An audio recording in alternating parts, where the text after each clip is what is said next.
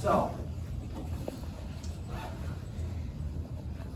this decision by the Germans to behave this way really ultimately doomed the Russian campaign. I mean, let's be honest. If they had gone in being anti-communist and even anti-Semitic, the overwhelming majority of the Russians would have been, okay, we're good with that. Okay? It's the decision to include Slavs along with Jews and Gypsies and all the other groups that they target that ultimately dooms their efforts in the Soviet Union. Okay? So they don't do this. They just target communists and Jews. They would have won. That's the scary thing, guys. Okay? They could have still been as terrible toward the Jews as they were. They would have won. Okay? But doing this makes it clear to the Russian people, I got Joe Stalin on the one hand, I got Adolf Hitler on the other. Devil you know, devil you don't. So if Hitler had conflicted with Stalin and Japan never bombed the U.S., you think it would have gone the other way? Oh, well, okay. Japan bombing the U.S. really is such another war in a certain sense. It kind of doesn't matter. Because that's really about us and about other things. So as far as the European war is concerned, is what I'm talking about. So Japan's involvement really doesn't matter. Yeah, but Japan's involvement got us involved in the European conflict. Yeah, but quite frankly, we were already doing certain things before that, which we'll talk about Lend-Lease. And so, yeah, again, it's attacking the Slavs as well as the Jews and the communists and the litany of other people he doesn't like. That, to me, that's the one point at which he could have been just as evil on every other thing. Just take out that one thing.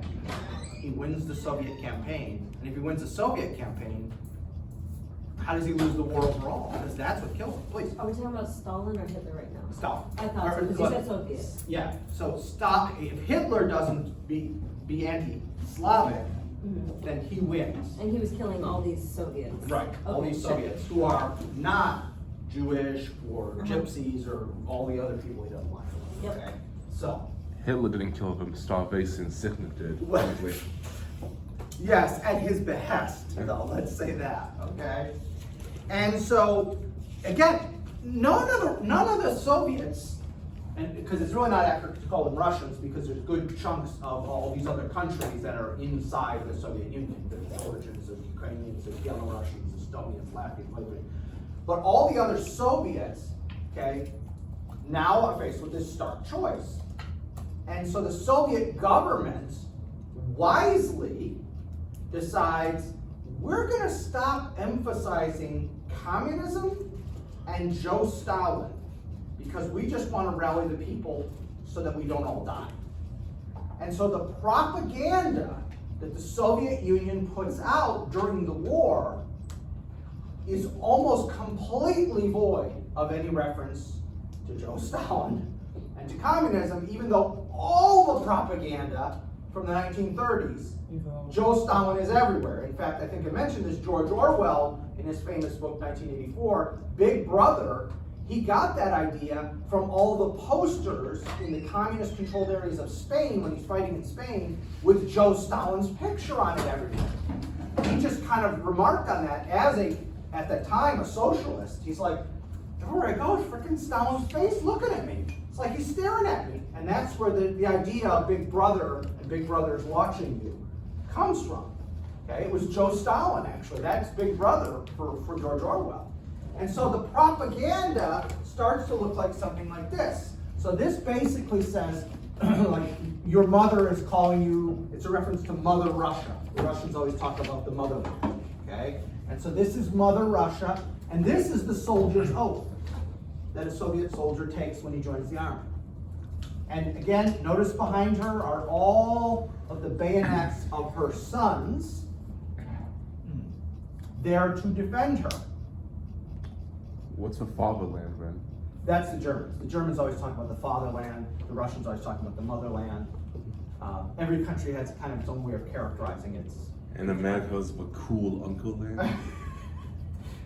I would say America is the dysfunctional cousin, but that's my take on it. Anyway, so the only thing in this poster that, other than the Cyrillics, that reminds you that this is even Russia, is the color red.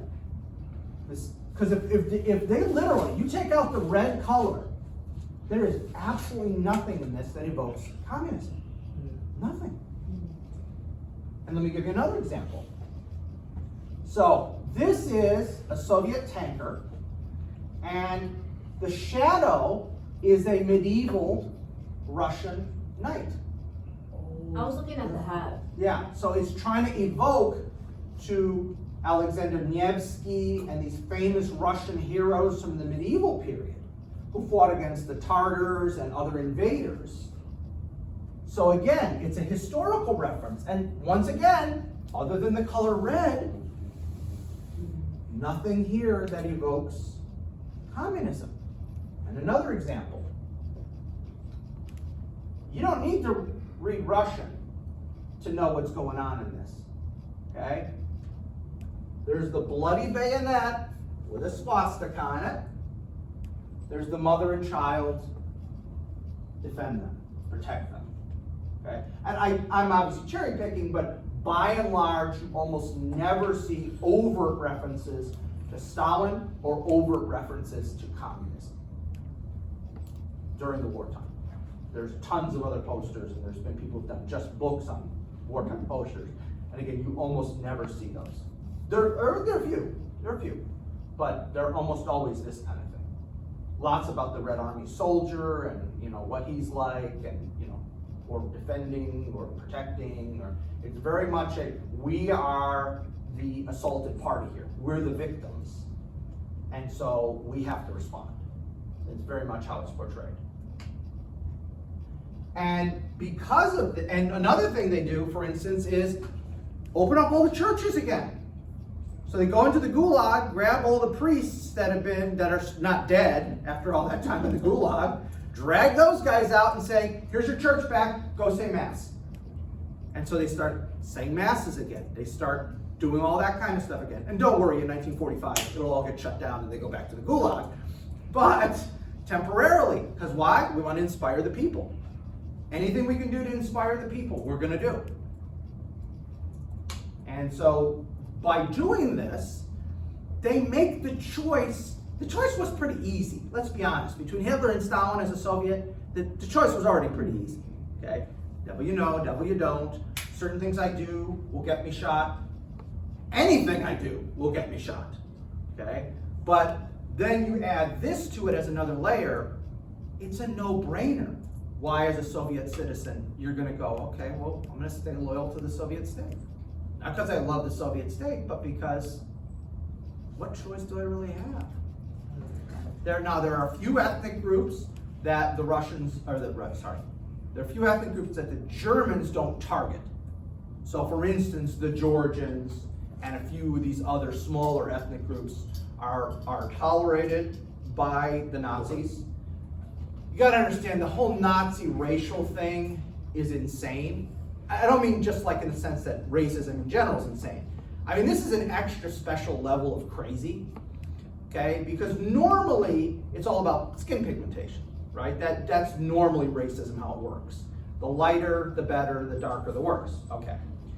But they add all these extra layers, like, because Japan is fighting against America, and they're kind of allied to the Germans, the Germans declare them Aryans. Wait, can you repeat that? No, for real, like, let me make sure. The Germans declare that the Japanese are technically Aryans. Oh my God. Yeah, they're Aryans. It's like a few months, right? Like a time scale. Oh no, it's actually for a good chunk of the war. It's a good chunk of the war. Who did this one more time? The Nazi racial office, I think it's Robert Lay, I think is the head of the racial office. I might be mistaken. He is in charge of some kind of racist thing, but I can't remember if he's in charge of that office. But they declare the Japanese Aryans. Look, they're so ignorant they even misuse what an Aryan is. they would be better off using the term Caucasian rather than Aryan. Yeah. But even then, it doesn't work for the Japanese because they're clearly not Caucasians. Again, it's just an extra special level They of have two stupid. little worlds. Yeah, it's just an extra special level of stupid. It's East Indians, because they capture some that are in the British Army, and they actually try and form an army out of them, and they're okay with them. Which blonde-haired, blue-eyed Russians you got a problem with, but you're okay with East Indians? There's a lot of holes in there. Yeah, I mean, again, racism is always stupid, but this is an extra special kind of stupid. You got to get up really early in the morning to figure out this system. And every time I've tried to figure it out, I've come to the conclusion there is no logic in it. There's no logic at all. It's been, as you've been saying, people be stupid. Yes, yes. And so, There's no method to their madness. no, exactly. There you go. There's no method to their madness. So the Japanese are Aryans, and they come up with this cockamamie thing, like when the people are migrating 10,000 years ago, some of the Aryans go east, and they wind up in Japan. And yeah, anyway. So, Wait, but Yes. when they say that the Aryans are the master race, but didn't Jesse Owens in 1936 disprove that? Like, There's a movie about it. yes. Oh yeah, Get Out. Yeah, I mean, again, this is the problem with any of that kind of ideology is it's so easily disproved, but if you believe it, you're so easily willing to dismiss one-offs. Oh, well, Owens was a one-off. He was, yeah. Or you create the whole nonsense. Well, he's stronger because he was bred to be stronger. You'll see a lot of that going around. Okay? Eugenics. Yeah, eugenics. Because remember, eugenics is a huge thing, and the Nazis are all about eugenics. But yeah, it's an extra special stupid. It's an extra special stupid. Okay. So anyway, again, if you're Russian, you just help me make the choice, dude. You Nazis just help me make the choice. When you initially came in, by the way, most Russians are like, oh, thank God. You're going to liberate us from Stalin. Oh, thank God. Let me give you a hug and a kiss. And then, okay, so, yeah, that one thing. You just take Slavs out of the Untermenschen, meaning subhuman. You just take all the Slavs, of which I am one, you just take them all out of that category, put them in this other category, Hitler wins the European War.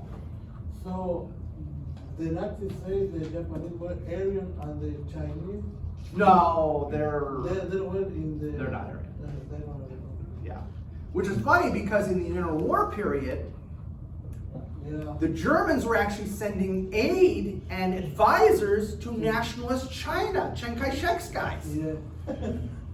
But somehow the Chinese aren't. Can I say irony? Yeah. Yeah.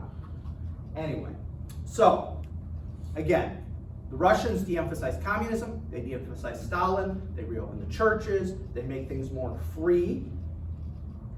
On the other hand, Hitler says anybody who isn't Germanic or one of the other special groups we just randomly pick because it's convenient for us. Italian is one of them, right? Yeah, which is another. So my best friend growing up is from, his family's from Sicily, okay? So let me put it to you this way. His family is darker than anybody in this room. Hey, don't like me. and they're Caucasian, but Sicilians have got, there's a lot of mix. Sicily's been conquered by a lot of different people over the millennia, okay? So, but he's Caucasian and he's okay, but the blonde-haired, blue-eyed Slavs are subhuman. So, yeah. Anyway, so that's the choice made. Now, what people don't realize is how quickly on the Eastern Front the force ratios will change. And what do I mean by that? When the invasion happened, there was one Soviet soldier for every 1.4 German soldiers. when the invasion starts.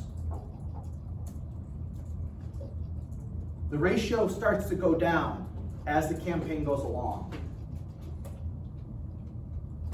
By December, the manpower advantage is already with the Soviet Union.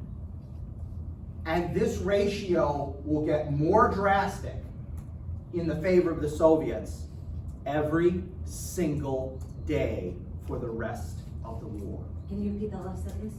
So the advantages to the Germans only for a short period of time, and from the December to the end of the war, the ratio gets worse in the sense that there are more Soviets per German every single day. Because the Soviets had the largest country in the world, both in the sense of geographically, which Russia still is the biggest country in the world geographically, but they also had one of the biggest populations, not the biggest. I'm pretty sure China still had a bigger population than possibly India as well, because again, that's British India, so that includes Pakistan, it includes Bangladesh, and I think what is today Sri Lanka was also part of British India. So I'm pretty sure India, British India, and China were bigger, population-wise. But Russia, Soviet Union, was number 3 on that list. And so they have all this manpower, and they just can keep tapping in. And the Germans, because of their insane racial nonsense, their pie is shrinking, always. You can compare this to ancient Sparta, you can compare this to the Confederacy during the Civil War. When you exclude masses of people for illogical reasons, and then you decide to go to war, that's gonna bite you in the behind. And that's exactly what happens, is the manpower pool is shrinking in Germany, partly because they're getting killed, but partly also because, well,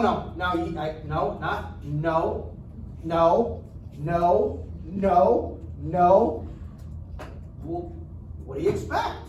You're gonna run out of people. Because instead of allowing the pie to get bigger, you're allowing the pie to get smaller, both by getting guys killed and by saying all these other people are unfit for service.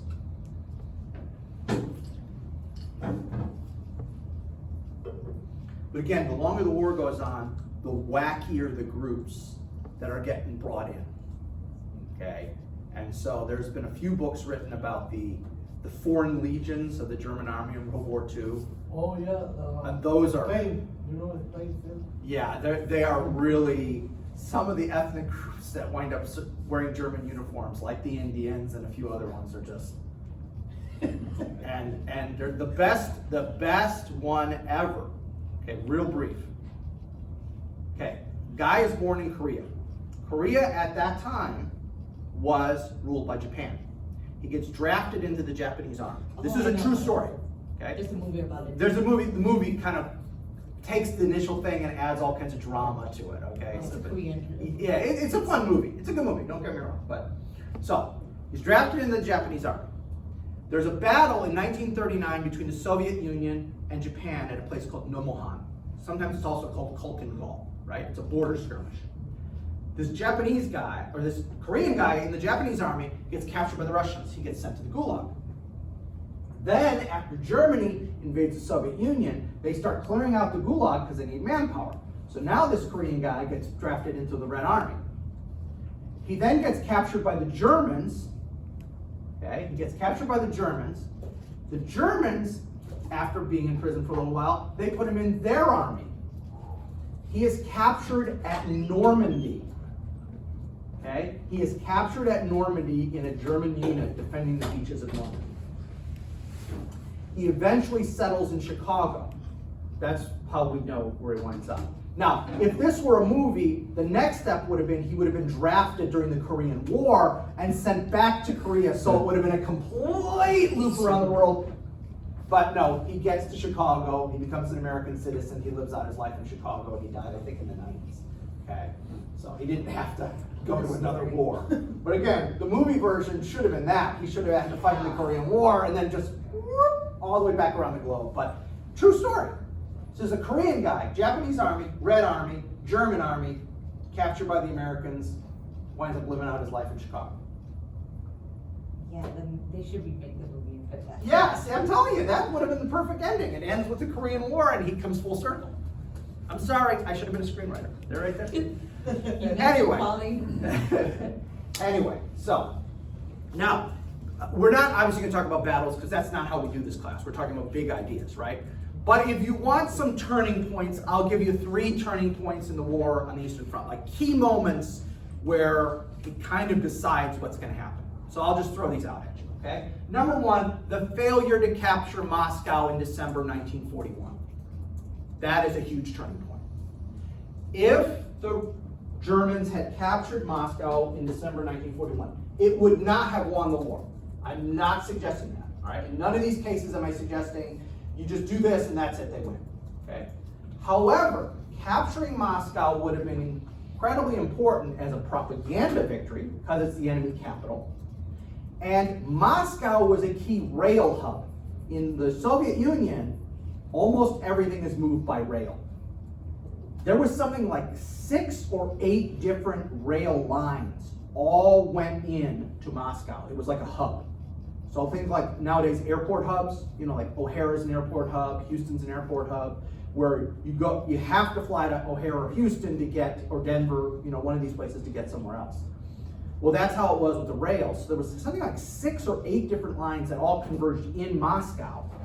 And if you capture Moscow, to get those same supplies from point A to point B, instead of just running boop to Moscow and then boop to the other side, you gotta go all the way around. So how much longer time does that take you? Resources does that take you? Etc. Effort. So it would have been very important. Would it have guaranteed the Germans victory? No, I'm not suggesting that. But it was very important. Please. So I think that's where you just answered, if captured, would not have won the war. Wouldn't have won the war. So Germans, if they had captured it. No, yeah, if they had captured it, wouldn't have won the war, but it would have certainly made the war much more difficult for the Soviets and maybe lengthened the war by 1 year to 2 years. It might have been 1946 or 47 by the time World War II is over, theoretically, okay? But no guarantees. Now maybe they could have won. I don't know. I'm playing what if, so. But I think it's important that they didn't do this, okay? Second turning point, the Battle of Stalingrad between November 42 and January 43. Stalingrad is a battle for a city that is utterly unimportant. In a strategic sense, from a military standpoint, this city is utterly unimportant. Please. Is that the one by the river? Yes, the Volga River. Yeah. Originally called Volgograd, then renamed Stalingrad, and it is today again Volgograd. So if you were to ever go to Russia, God knows why you want to go to Russia, but if you ever go to Russia, it's Volgograd, not Stalingrad anymore. And the only reason this battle was fought, Yeah. that's the only reason this battle was fought. Hitler wanted that city because it had Stalin's name on it. Wait, hold up, really? Yes. No, it's that stupid. I thought you pointed something No, else. it's that stupid. It's that stupid. If this is called Volgograd, they just skip it like they skipped so many other cities and kept going. Because the whole point was that was Army Group South. They were supposed to hit that area and pivot down into the Caucasus where there was oil that the Germans so desperately needed. But instead of pivoting and going down into the Caucasus, the majority of the army, the 6th Army, gets engaged in urban warfare in Stalingrad, and eventually the entire army is destroyed. Please. Hypothetically speaking, had Hitler taken Stalingrad, do you think he would have been petty and renamed it to like Hitlerland or Oh, I'm something? sure. Yeah, I'm sure. But again, even if he had won, it would have been, okay. Yeah, so you got another city. Congratulations. Good for you. That doesn't achieve your long-term goals. And also the city was completely. Oh, it's, yeah, absolutely Yeah, devastating. no Yeah. no retreats. Mhm. So again, it's stupid both because you lose an army and because even if you won, you got nothing. So it's doubly stupid. So again, if he doesn't do this, and instead that army goes into the Caucasus, you get oil, you got a bunch of ethnic groups in the Caucasus who really hate both Soviet Union and Russians in general because they're not Russians. Oh, and you wind up right on the border of Iran. Persia in those days. And Iran has got some internal tensions between a group that wants to be pro-Western and a group that wants to be pro-German. And if the German army is right there at the border waving, Could help them decide real quick. that might help make a decision. Iran switches sides. How does that affect the rest of the Middle East? What happens? How does that Ottoman Empire, wrong war. Turkey, okay? Turkey, which had been neutral and remains neutral during this whole war. There were elements of the Turkish country who said, we were with Germany last time, we should be with Germany this time. Now, Ataturk, unfortunately, I think he's deceased by this time. I think Ataturk, the founder of modern Turkey, is deceased. But he had said, no, we have to be kind of neutralist. We need to be secular and neutralist. But there were a lot of people that wished for the old days of the good old Ottoman Empire. And yeah, how well did that go? And again, if Iran, Persia, is now pro-German, and there are German soldiers there, and Persia borders Turkey, might the people who want the Ottoman Empire to come back, want to regain the old conquered lost territories, might they switch sides? You get this domino, you could, I'm not saying you would, you could get this domino effect. So again, this battle is just so stupid and so pointless, and not doing it could have resulted in positive outcomes for the Germans, but it doesn't. And the last one, if you want another turning point, is the Battle of Kursk in July 1943. This is the largest tank battle in history. No other battle comes close to the number of tanks and other mechanized vehicles that are involved in it. And here's the thing. Even if the Germans had won Kursk, they didn't, they lost. It would have meant nothing. It's July 1943. The Americans are already in Italy. North Africa's gone. The Americans are getting ready, Americans and the Brits are getting ready to do an invasion of France in less than a year. And you're wasting your tanks trying to capture this little pocket of land, because that's what it was. It was a little bulge in the line. Kind of like a reverse battle of the bulge kind of situation. And you're trying to close this pocket and destroy the Russians, the Soviets, in this one pocket. Russians have got more where that came from. Congratulations, you took the pocket, you destroyed every single Russian soldier, every single Russian vehicle in that pocket. And Joe Stalin would have been like, oh well, we've got more, right? Oh yeah, keep going, please.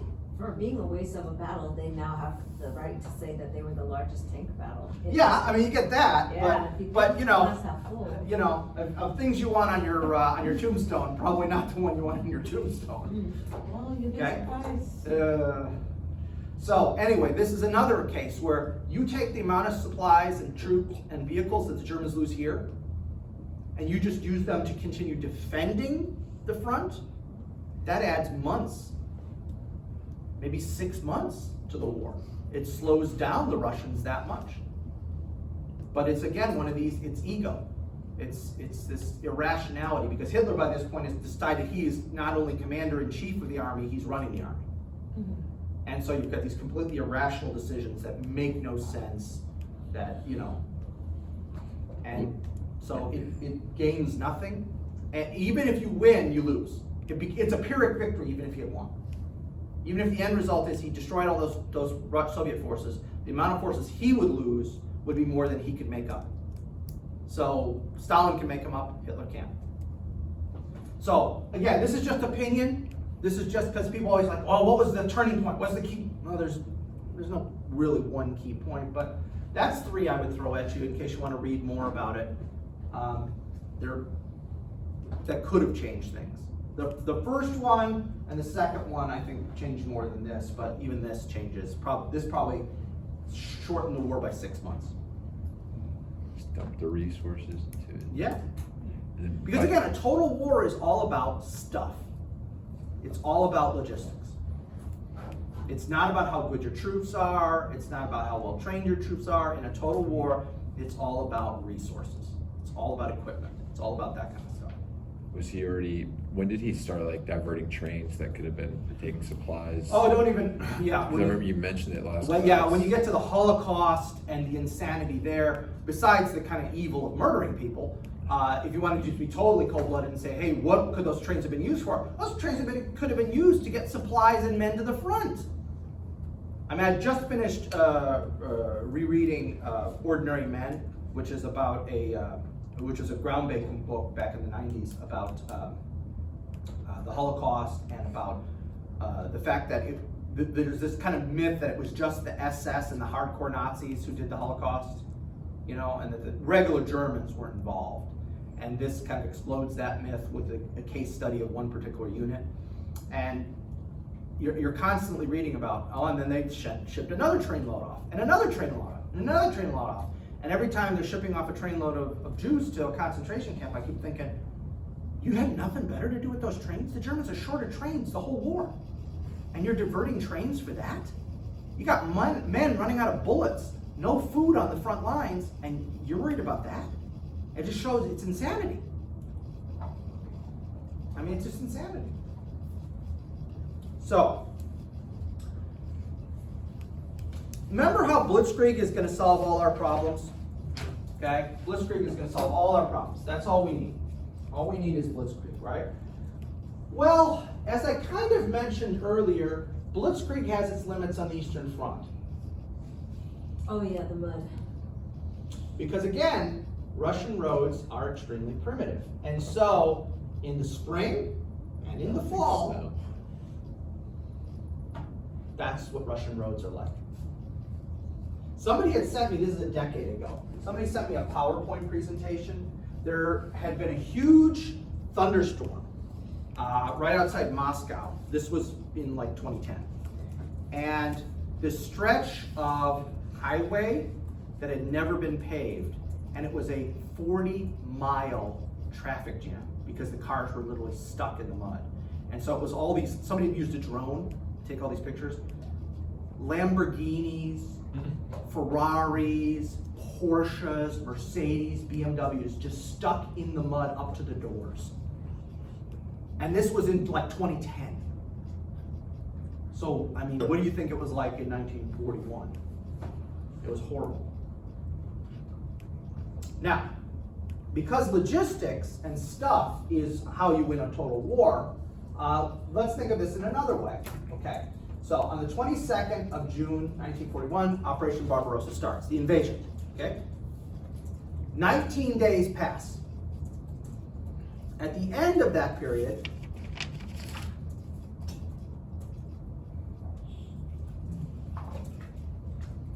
how is it possible they had permanently broken down? How is it even possible? What do you think? Sabotage. No. No, well, the mud causes it, but why not? Why can't they get supplies and just fix them? I thought German engineering was the best. Well, yeah, German engineering is supposed to be great. So how could they all have broken down permanently? 25%, 1 of 4 supply vehicles have broken down permanently. How could that happen? The lack of how you say it? Muffler?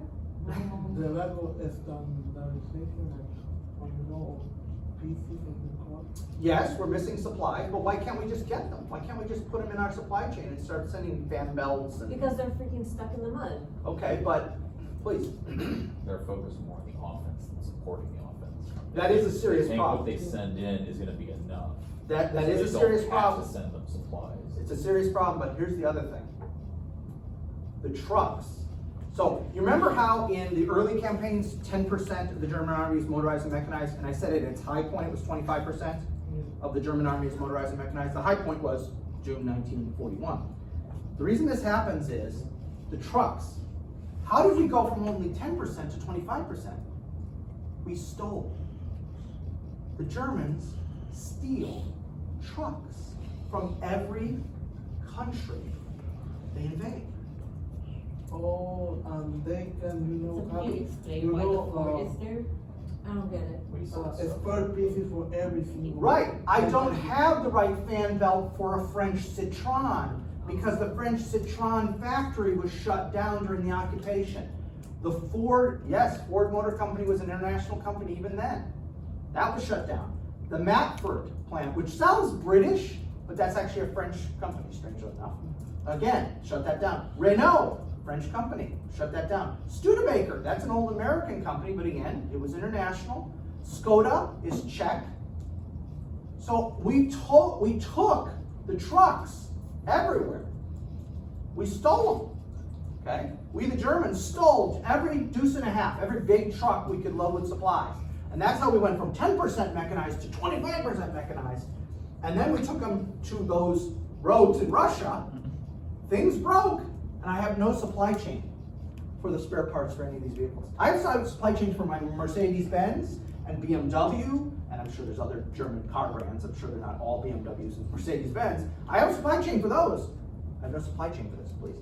Just double checking, I thought you said that the Soviets stole these cars. Was it? No, did I accidentally say Soviet? I've heard Soviets. I'm sorry, I meant German. I meant German. Okay, because then I'm like, I'm did sorry. the Germans buy from the Russians? Yeah, Okay. yeah. No, they stole these from every occupied country, and there's other brands. I mean, whatever Belgium, I'm sure has in those days, had a model of car or truck. And I'm sure they stole the Belgian ones, and the Dutch ones, and the Danish ones, and the Luxembourg had its own car company. But you get where I'm going, okay? So that's how you quickly go from 10% to 25%. Oh look, our logistics is 25%. We're awesome. Yeah, because you stole all the trucks, and then when the fan belts break or other parts break, sometimes we can improvise it. Sometimes we can use the BMW one and kludge it in. But some of the parts, no, you can't do it. And so they're abandoning them, literally by the side of the road in Russia. They're just abandoning them. One historian described the Nazi regime as a kleptocracy. What does kleptocracy mean? A country run by thieves. They're not wrong. No, they're not. The Nazis were kleptos. They stole everything they could. They stole from the Jews. They stole from other countries. They stole from each other. Artifacts. Yeah. Oh, yeah. When you get into that whole art thing, that's a whole. You could have a whole separate class just on artworks and the Nazis pillaging artworks. And oh yeah. The artworks that still haven't been Oh, there's a found. whole. Yes, there's tons that have still never come back. I fear a lot of them were destroyed. A lot of the ones that still have not been recovered, I fear were destroyed in some bombing or something like that. Some very famous pieces like Renoir, Gauguin, some very, very famous pieces are gone, have not been seen since 1945. Now, other ones, as we had that case just within the last, 5 years, that guy in Switzerland who had this apartment full of paintings. And it turns out his father had been an art dealer back at the end of World War II and had a whole bunch of paintings that he didn't have receipts for and that were on lists of paintings lost during World War II. So maybe a few more of those will turn up and we'll find some more of these paintings. But yeah, oh no, they were kleptos. Yeah, they're kleptos. Okay. And this is similar to how a bunch of rich people today, for some reason, have a lot of Nazi memorabilia. Well, yeah, that whole Nazi collecting thing is just. People are weird with their money. Yeah, I mean, so I used to have a collection of uniforms. Almost all my stuff was Polish. What a shock. But I had some American stuff, and I did have one German jacket that I got in a trade with a guy. I eventually traded it off because I didn't want a German thing. But yeah, the people who have like the really expensive, I had a buddy who he was into that. He must have had $100,000 worth of German stuff. He just really loved that stuff, and he was not anti-Semitic. He was not, a racist. He just really thought they were cool.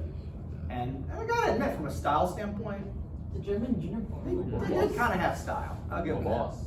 Hugo Boss, yeah, Hugo Boss. No, although it's a myth. Let me demythologize. Hugo Boss didn't design the uniform. They constructed the uniforms. But there was a myth going around that Hugo Boss actually designed the SS uniforms. He didn't design it. There was a different person who designed it, but he did manufacture it. So, It was, Yeah, it was well, based off well, of a Russian uniform, right? It was looked really mostly, similar. honestly, it was mostly based on a classic German uniform, just cut I differently. mean, Michael Myers didn't forge his own knife. He still killed a bunch of Yeah, people. true. Fair enough. Now, let's talk about, oh yeah, here's a great quote, again on German strategy. It was a strategy of gambles.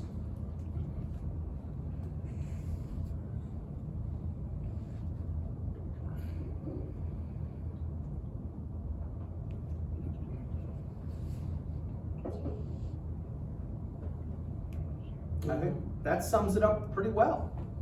And again, as we talked about last time though, the problem is every time the German General Staff says, don't do this, it's not gonna work, and Hitler gets away with it, it just added to his insanity, his God complex that he can't fail.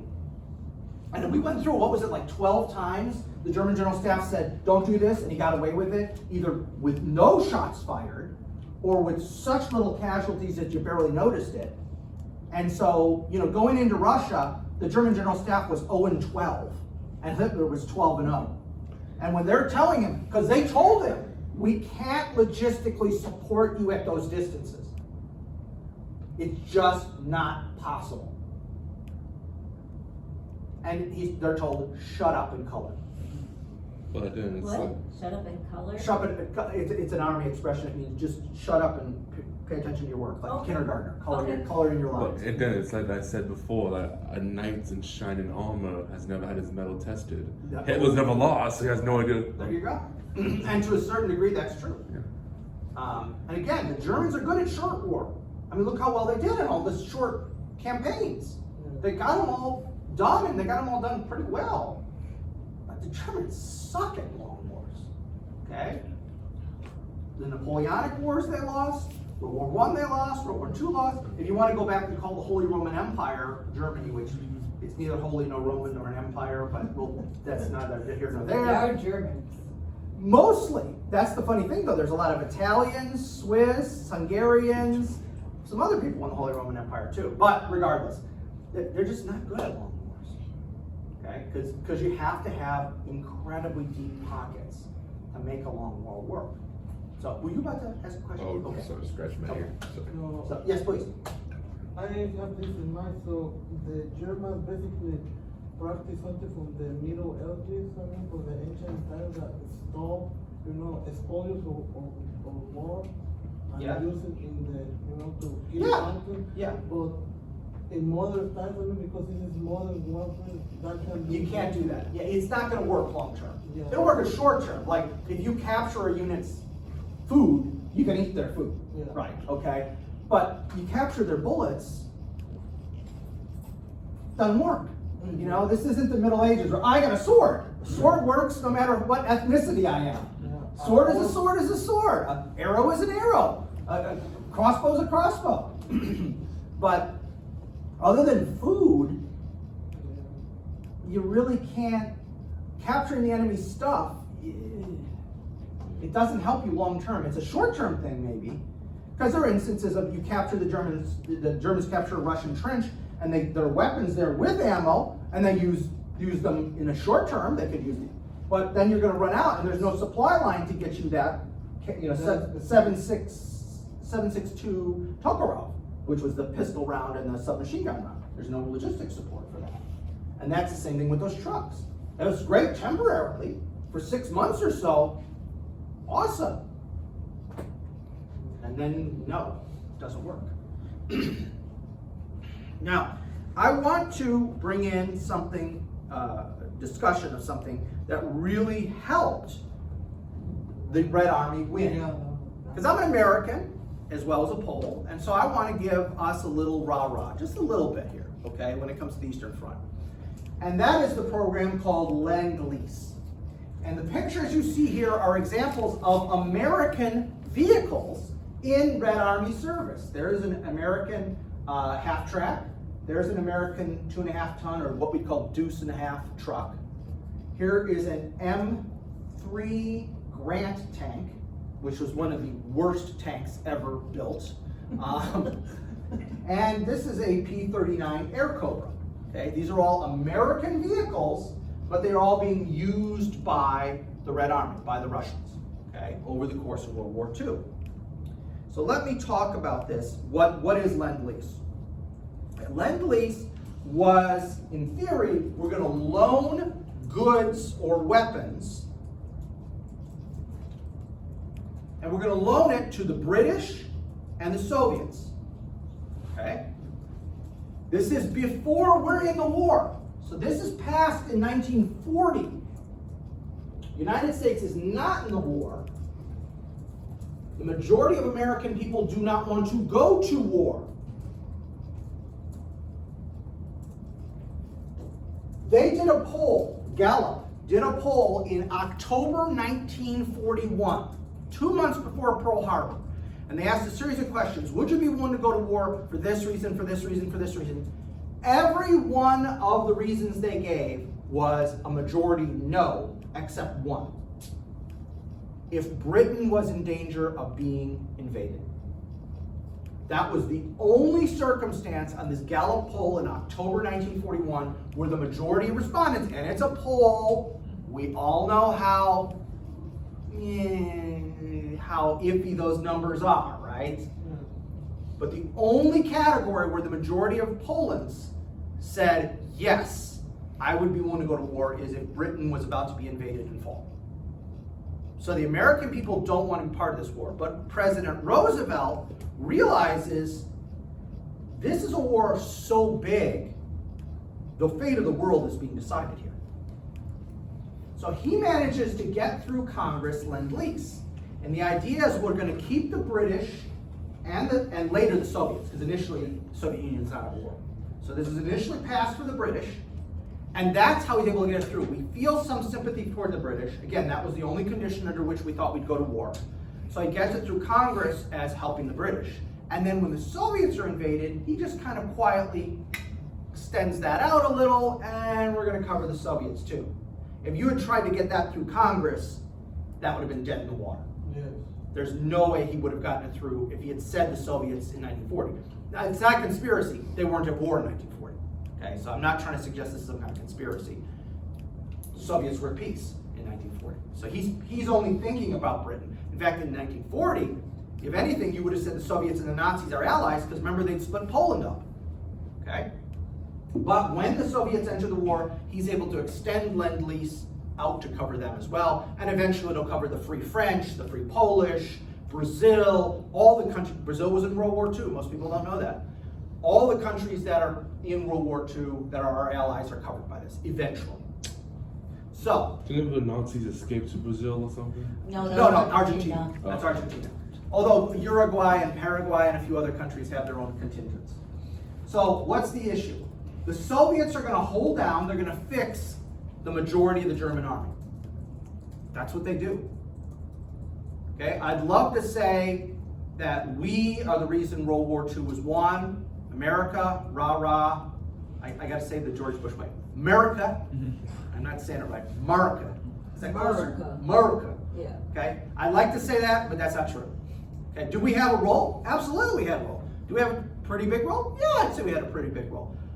But that's who held down the majority of the German army. And I'll show you some stats at the end.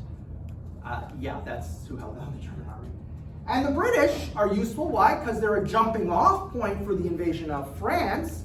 And they are, as one historian termed them, the unsinkable aircraft carrier. That's true. And when you look at the number of planes that are operating off of Britain, it's enormous. They are an unsinkable aircraft carrier. Now, I want to show you two examples of the things we send. Now, the first one relates to food. Now, these numbers are total that we send to everybody who's covered by Lend-Lease over the whole war. So I'm not suggesting these are just Soviet. My second set of numbers are just going to be Russian. Okay? These are things we send to every country that's involved in this. So how much food do we give away over the course of World War II?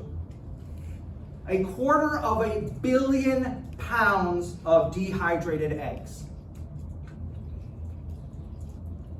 What's that? Dehydrated eggs? Oil? No, it's a powder, and you mix water in, And it sort of No, looks thank you. and tastes like scrambled eggs, sorta, kinda, sorta. Just think add of water. School eggs, Close. like cafeteria school eggs.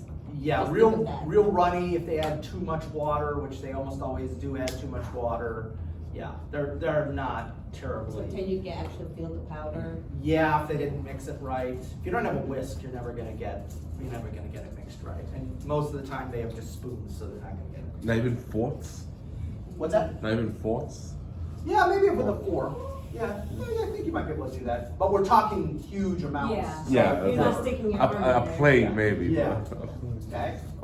500 million pounds of dried peas and beans. Again, I'm not expecting anybody to regurgitate these numbers. I just want to show you the enormous scale we're talking about, okay? 500 million pounds of dried peas and beans. 600 million pounds of lard. That's much lard. Do people use lard anymore? Yes. Well, tamales. hey, you want good tortillas, you use lard. Tamales. Yeah. That makes sense. Yeah, you want, and tamales and a whole bunch of stuff. Because we've got to remember, I grew up in the era where everything is bad for you. So like, don't eat eggs, those are terrible for you. Don't eat, use margarine, don't use butter, and then we've kind of gone full circle where now, well, margarine's bad for you, go back to using butter. And now a lot of people, a lot of the kind of hip cooking thing, they're going back to using lard just for regular cooking. Flavor Flav. Oh gosh, yeah, no, it's delicious. Yeah, I'm sure it's not good for you. I'm not suggesting it's health food, but I don't think anything is good for you. That's good. That's good. That tastes good? That tastes good. no, fresh fruit tastes good and it's good for you. Well, too much fresh food. That's true. It has diuretic effects as well as other effects. If you're diabetic, it could have an effect on you because even though it's natural sugar. Good point. Good point. All right. It's usually the substitutes that are bad. That's Yeah. a trend. Over 1 billion pounds of cooking oil. Well, their eggs are not gonna stick to their pants. Yeah, you don't want the eggs sticking to the pans. You gotta have the lard or the cooking oil so You the couldn't, eggs don't they stick. did they invent non-stick pans yet? No. That's a post-World War II invention. And by the way, that's not good for you either now. Based on a lawsuit and a huge court settlement. Cast Are iron. non-stick pans one of the things Nazis invented for us? No. Like orange juice and rockets? No, I don't think so, but that's a good question because they definitely invented rockets. I'm not sure Tang was invented by Nazis, but we'll have to look that one up. 1.3 billion pounds of flour. Actually, you can make a bunch of tamales with that. Yeah, that'd be good. Who weighed all this up? It's a lot of soldiers. I'm sure there's some accountant with a clipboard.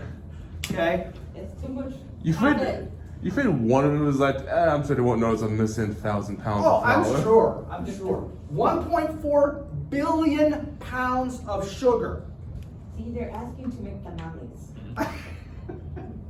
Use And sugar. my absolute favorite, 2 billion cans of Spam. Ooh, spam. That's a lot of sodium.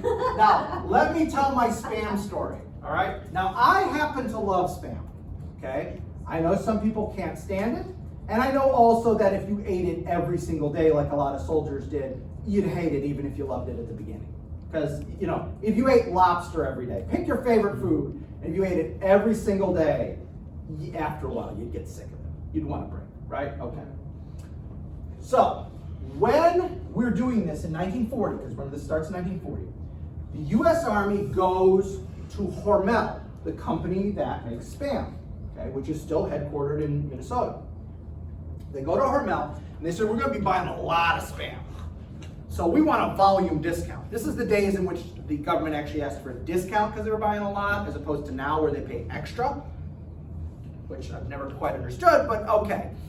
So they go to Hormel and they say, hey, we're going to be buying a lot. They're thinking millions of cans, not billions yet, but we'll get there eventually. And Hormel works up a number, and they say, come back in here, this is much, how much per can? Whatever the number is, it doesn't matter, okay? And the Army says, no, that's too much. You can do cheaper. And Hormel says, no, it's not, because our name is stamped on that can. And so if the consumers, if we have to cut corners to make the Spam cheaper, when the war is over, they're gonna have negative associations with our product, and it's gonna kill post-war sales. So no, we are not gonna go down below that point because it'll ruin the quality of our product. And so the Army says, well, okay then.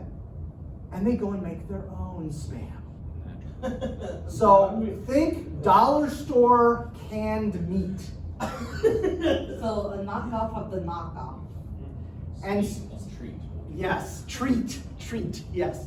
So that might help also account for World War II vets who hated Spam afterward.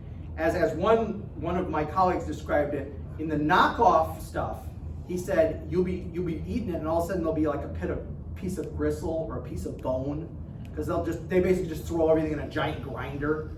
And so that's probably why. By the way, eventually the Army can't even produce its own, so they go back and pay the price Hormel wanted in the first place.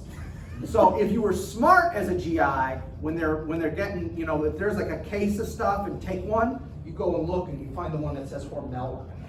You don't take the produced by U.S. Army Quartermaster Corps, Fort Lee, Virginia, or something like that. You can bargain with that too. Yeah, I want the Hormel one. You got a Hormel? I want a Hormel. What are you gonna give me for a Hormel? Okay. And then the Russians decide Spam is too decadent and Western. They need something else. They need something called Tushanka. So that's a bootleg of the bootleg. Now, this is a mock-up. This is not a real World War II can because it's too clean. But you will notice Kroger Grocery and Baking Company, Cincinnati, Ohio, is who manufactured it. Okay, and Tushanka is, you can see, cooked pork, lard, onions, salt, and spices. What kind of spices? And this is it kind of disassembled. So here's your pork. This is your salt. There's your lard, a bay leaf, and I assume those are peppercorns. Okay, and I've had Tushanka because I'm nothing if not thorough in my research. So I managed to find, they still make it. It's very popular with Russians to this day. And it is interesting. The way you would do it in those days is you'd have a 55-gallon drum full of water that's boiling, and you throw the cans in, and you get them hot, and then once they're hot, you scoop them out, you open them up with your I have my P38 can opener here on my keychain. You open it up, and then you stir it up so that the lard and everything, which should be now liquidy, will mix with the stuff, and then you serve it you spread it on bread or on crackers. That's how you're supposed to eat it. I ate it cold, not cold at room temperature. That sounds so weird to me. It's not great. I didn't know that's how it was. That's supposed to not be. enough spices, I can tell you that. Well, yeah, Put but some Lowry's on it, it'll be fine. yeah, there's always a way to doctor things up. But I wouldn't have trouble eating it. It's not something I would seek out. I ate it once. I've never bought it again. But I could eat it.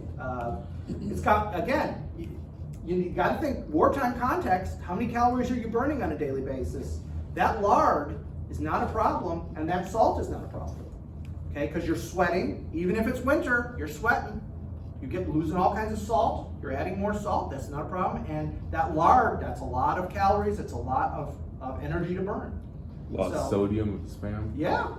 So again, it's not a problem, but that's the Soviet Spam. Okay. Now, that was everything. So that was obviously, except for the Tushanka, that was just for Russia. But what are the specific things we send to Russia? I just want to focus on 3 things because we sent a whole bunch of different things. Some of that food went to them, and some other stuff goes to them. I just want to focus on 3 things that I think are the most important 3 things we sent to Russia, to the Soviet Union. Okay, we send them 18,000 aircraft. Okay, 18,000 aircraft, primarily but not exclusively P-40 Warhawks, P-39 Air Cobras, P-63 King Cobras, and A-20 Invaders, I think they were called. Basically, these are aircraft that are either obsolete, in the case of the first and the last, or our pilots just absolutely loathe, in the case of the P-39 and the P-63.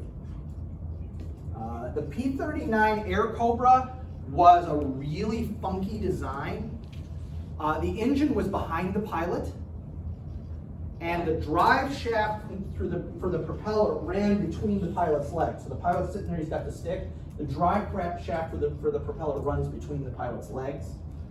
And it had a cannon that fired through the center of the propeller. It was supposed to be an anti-tank weapon that fired straight through the center of the propeller.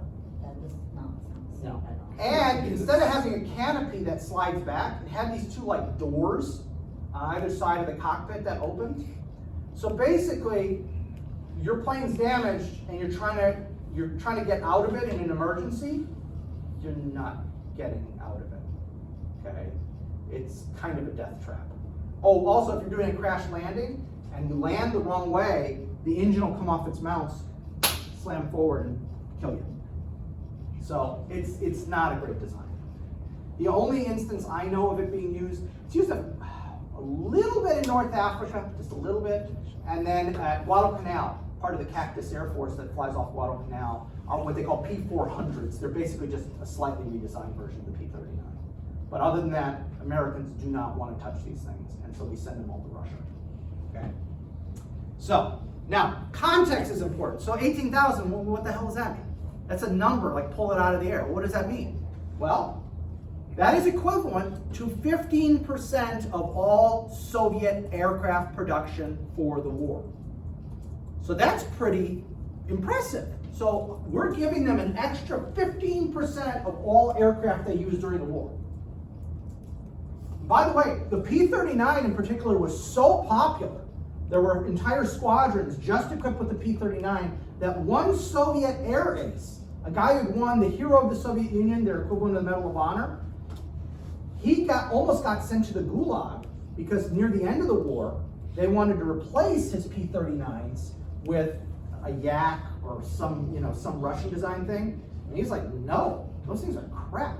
P-39s are awesome. And because he refused to transfer over to the Russian aircraft, Soviet aircraft, he almost got sent to the Gulag, even though he was a hero of the Soviet Union. Okay? And it hurt his post-war career. He never made general. He retired as like a colonel, even though he was this big fighter pilot, shot down all these Germans, because he's like, no, I'm not taking that junk. My guys are going to get killed in that junk. We're going to use the American planes. Okay? Now, that's planes. What about tanks? We send the Soviets over 7,000 tanks.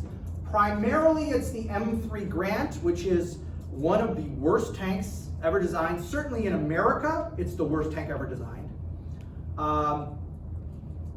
It's ginormous, number one. It's a huge target. Big, huge, tall target, which you don't want your tank to be. Number two, it had two main guns, which is contrary to what the term main means. You're supposed to have, main means one, generally speaking. Okay? Was it a double barrel tank? No. Well, yes, but not the way you think. So it had a 37 millimeter gun in a turret that rotated 360 degrees on top. And then it had a 75 millimeter gun that was located in the forward right corner of the tank. But it could only traverse 90 degrees. So if you wanted to use the 75 millimeter anywhere beyond this, you had to move the whole tank to get it going anywhere else. It looks like something designed by a committee. Hey, you know what else? We need this. Hey, you know what else? We need this. Terrible tank. Soviets loved it. They used it as an infantry support tank. They weren't trying to fight other tanks with it. They were using it as an infantry support vehicle. And in that, well, it was okay. C+. B- if I'm being really generous. I'm a teacher, everything. If you ask me to, give you a, hey, what'd you think of this movie? What'd you think? I'm always going to B+, C, D, F. So anyway, it's a C+, B- as infantry support. As an actual killing tank, it's like a D+. It needs improvement. Lots. Now, again, what's the context? 7,000, what does that mean? Is that a lot? Is that a little? That is equivalent to 10% of all Soviet tank production over the course of the war. So not quite as impressive as aircraft, but hey, that's still pretty good. 10% that's nothing to sneeze at.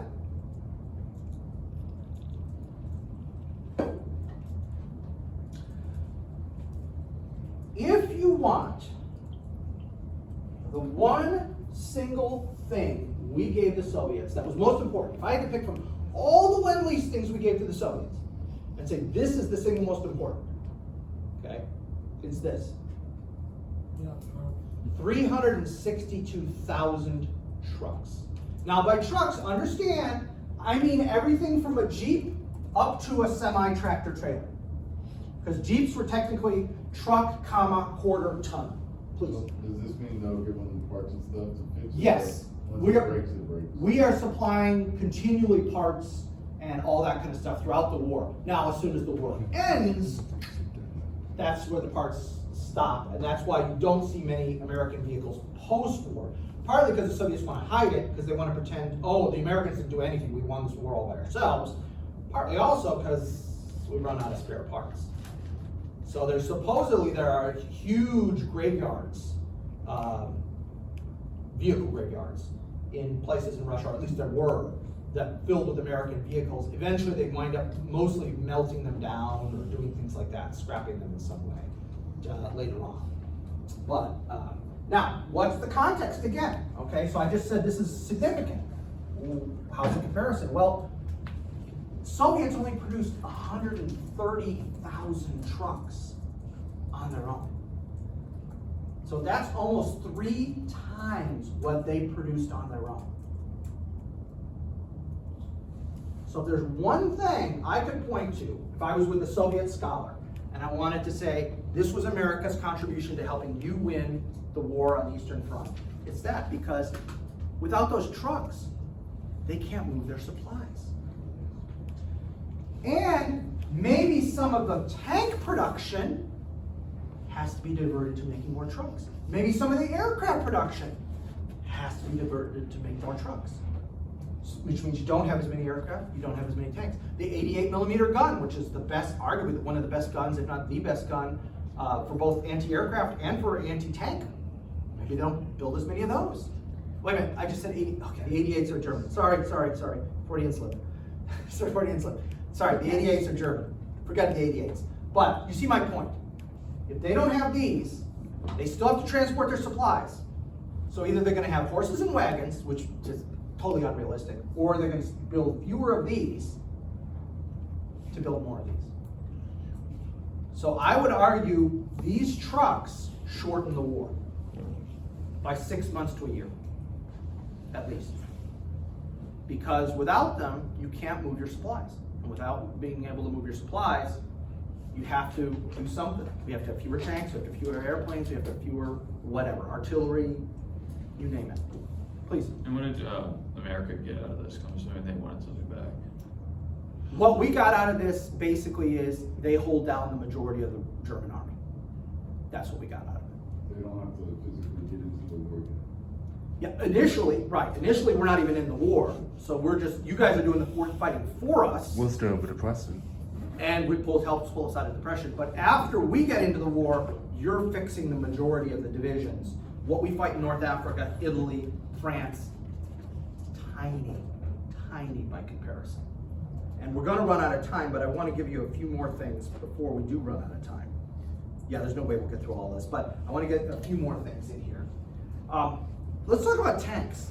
Everybody, look, I was a teenage nerd who talked about tanks, and the tank is this heavy and it drives this far, and you know, I played games that weren't as cool in those days. You ever played World of Tanks? I played World of Tanks. It's fun. It's ahistorical, but it's fun. But Steel Panthers was the game I played back in the 90s, which was a lot of fun. But let's talk about the serious thing, not about how big the gun is. Let's talk about horsepower. Let's talk about range. Let's talk about ground pressure, which determines whether you get stuck in the mud or not, and how many you produce. Okay, so let's look at tanks not from the fanboy kind of, ooh, it's so cool, and okay, let's talk about it from a production standpoint and a maintenance and etc. Okay, so the Panzer III, which was originally the German anti-tank tank, okay, it was intended that way. It has 15.7 horsepower per ton, okay? And the more horsepower you have per ton, the faster your vehicle's gonna go, and the easier it is to get yourself unstuck from the mud, okay, if you do get in the mud. It has a range of 137 miles on a full tank. Its ground pressure per square foot is 13.5 pounds per square foot. So the heavier your ground pressure is, the more likely you sink. The lighter your ground pressure is, the less likely you are to sink. Remember, tanks are off-road vehicles. In fact, when they're on roads, they generally destroy roads because of the tracks. That's what the tracks do, okay? So, more ground pressure bad, less ground pressure good. And it's not just about the weight of the tank. Distribution, yes. How wide's your track? How big is your tank, like, as a area? Yeah, I'm trying to think of my daughters are doing area and perimeter now. It's the area. How big is the area of your tank? Okay, all that kind of stuff. All right. So we'll set that as a baseline. Okay. Now, the the Panzer IV, which was the most. Oh, I'm sorry, I forgot the last category. They built almost 6,000 of the Panzer IIIs. Okay. So the second tank is the Panzer IV. This winds up being the most common German tank of World War II. They build 8,500 of them. It's the most common tank. Horsepower per ton has gone down. That's not good. Mileage, down, not good.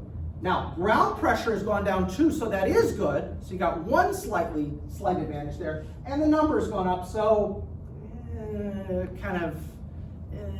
Yeah, you said more broad is better than less elite, right? Something like that. Yeah, so again, it's an improvement, I guess, overall, but it's not a stunning improvement. All right, the Panther, okay? The Panther, which is also the Panzer V, usually it's called the Panzer, officially it's the Panzer V, its nickname is the Panther. Horsepower, up again, good. Yeah, range is down, not good.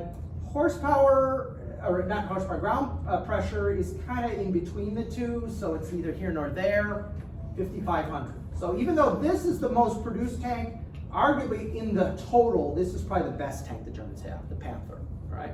Then you get into the nerd boy tanks, the Tiger, okay? Horsepower, down. Mileage, down. Ground pressure, up. They only build 1,300. Terrible. Yeah, oh no, it has all, the fuel system leaks. I mean, the turret has problems. And you said yes? It's the nerd boy tank. It's like, oh, it's so cool. Oh, okay. Yeah, it's the Exactly. It's a nerd boy tank. He's on my side. It is. It's a nerd boy tank. And then the Tiger II, or King Tiger. Horsepower down even more. Range is about the same. Ground pressure up. They build less than 500 of these things. Okay. But it had the coolest name. It is. I mean, again, I was a teenage I saw nerd it. nerd I'm sorry. boy. Go back up. I'm all about it. It was cool. It was simple. But when you're really picking it, I would go for this one and this one. These are the two I'd pick. If it's not a quick war, if it's total war, long war, I want Panthers and Panzer IVs. Y'all crazy. It's a nerd boy thing. Yeah. No, so let's compare this to the us and the Soviets. The most prevalent Soviet tank is the T-34-76. Horsepower per ton, way higher. Mileage, way higher. Ground pressure, way lower. So ground pressures, you want less. You want less because that way you're less likely to sink. Jesus. And 40,000. There are more T-34-76 than all the German tanks combined. Okay? Wouldn't less ground pressure mean probably like less armor? It could mean I don't that. get it. It could mean that. Yeah. It could mean that. Now, how about the Sherman, our most produced tank? Okay, horsepower is not great. Mileage is pretty good. Ground pressure ain't very good. But we produce almost 50,000 of the suckers. And I know you gotta leave, but just for fun, how would an M1 Abrams compare to these? Horsepower? Wow. Mileage? Wow. Oh, that's cool. Ground pressure? Not horrible. And I think that's probably closer to 6,000 now because we keep producing them even though we don't need them. Because we need that one That's like assembly our- plant in Lima, Ohio.